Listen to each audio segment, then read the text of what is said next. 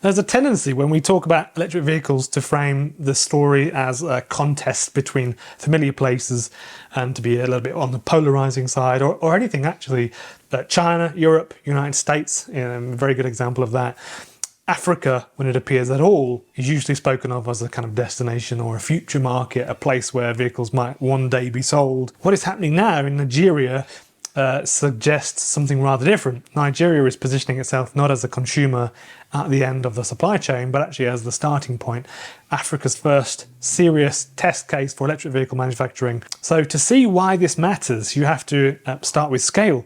Nigeria is Africa's most populous country, with a population now exceeding 225 million people. It is also one of the youngest countries in the world. More than 60% of Nigerians are under the age of 25 years old. That combination of size and youth, historically, that is very significant. So it is the same demographic profile that powered industrial growth in East Asia, for example, in the late 20th century. And like China 40 years ago, Nigeria sits at the intersection of labour, demand, strategic geography. There isn't the political tensions at all. Nothing compared to China or Russia, within Africa, and geographically probably placed better to serve markets like Europe, if we're honest about it. So the Nigerian government has now signalled that it intends to host Africa's first electric vehicle manufacturing ecosystem, not merely assembly, but progressively deeper localization of production. This is not rhetoric without any context. Nigeria currently imports the overwhelming majority of its vehicles, basically almost every single one of them, 90-something% I think it was. And many of them used vehicles from Europe and Asia, so they don't even necessarily import brand new vehicles, but used ones. That is a structural vulnerability, foreign exchange exposure, transport costs, dependence on external supply as well. Electric vehicles offer an opportunity to break that pattern, not overnight, but incrementally. What makes Nigeria particularly interesting is timing. The global EV industry is entering a phase where manufacturing capacity is outpacing demand in many of its regions. Chinese manufacturers in particular are producing more vehicles than their domestic market alone could absorb. China built roughly 30 million vehicles in 2025, but domestic sales growth is slowing a little bit. Export markets are actually increasingly contested with tariffs in Europe and political resistance in North America. I don't need to go into that one, you already know about it. Clearly, Africa, by contrast, remains largely open.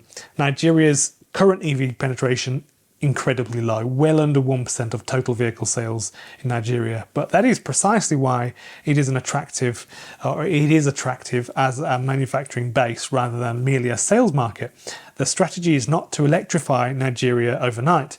It is to invest and to build capacity early while the market is still forming. And this is a familiar pattern in industrial history, actually. I mean, we've seen lots of different things going on in South Korea and Brazil, and a few other places I don't want to get into.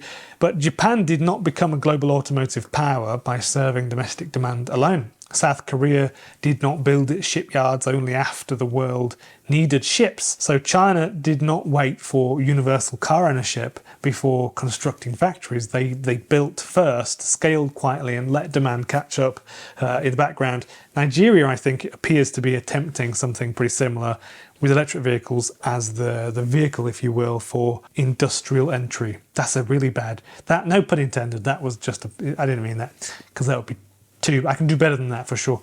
The involvement of Chinese capital and expertise is not incidental. China currently dominates global EV supply chains. It accounts for roughly 75 to 80% of lithium-ion battery production, and even higher share of processing for key materials such as lithium or graphite or manganese. For Chinese manufacturers, Nigeria offers three things at once. First, access to a large, very, very large labour force, and they're young and healthy as well, at competitive cost. Second, proximity to a continent with 1.4 billion people and rapidly growing urban centres. Third, a way to diversify production geographically at a time when trade barriers are rising everywhere. So from Nigeria's perspective, the calculation is equally pragmatic. Manufacturing creates jobs, not just on the factory floor, but also across logistics and services, and also infrastructure as well. It also anchors technical knowledge locally rather than importing finished goods indefinitely. Even modest production volumes would be transformative to Nigeria. So if Nigeria were to produce just 50,000 vehicles a year, a very, very small number by global standards anyway, that would already place it among the largest vehicle producers on the African continent. That's how easy this would be, I think, for Nigeria and companies like BYD to get on board, for example. For comparison, many African countries produce fewer than 10,000 vehicles annually, often limited to basic assembly as well. The Nigerian ambition goes further than that. So official statements point toward gradual localization of components, training of domestic engineers, and also eventual export to neighboring markets in West Africa, where vehicle demand is rising steadily, not rapidly, but just steadily. It is important to be really, really clear-eyed about this. It won't be easy, basically, even though there's a lot of money and incentive. Nigeria faces real challenges, power reliability and stability, you could say. You don't want the voltage going up and down like crazy. Transport infrastructure, regulatory consistency, some of the roads getting parts around the country reliably. These are not small obstacles, and history is littered with industrial plans that never really moved beyond the announcement stage in Nigeria, actually.